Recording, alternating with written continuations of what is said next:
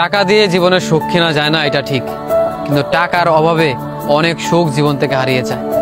আমি এটা জানি, এটা মানি, টাকা কখনো সুখ দিতে পারে না, কিন্তু টাকা পয়সা আপনাকে সুখের জায়গায় নিয়ে যাবে। সুখ দেওয়ার মালিক তো আল্লাহ।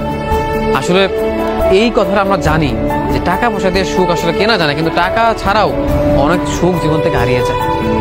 আজকে এই টাকার জন্য নিজের জীবনের সেরা মুহূর্তগুলো হারিয়েছি।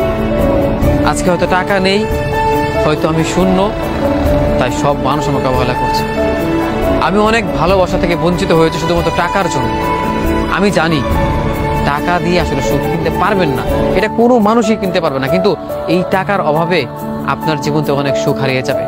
দেখবেন একটা সময়ের পর গিয়ে মানুষ আপনাকে মূল্য দেবে না, কারণ আপনার টাকা নেই, আপনার সফলতা নেই। পরিবারের কাছে আপনি ভালো ছিলেন না, একটা সময়ের পর গিয়ে তার কাছে বোঝা হয়ে যাবেন।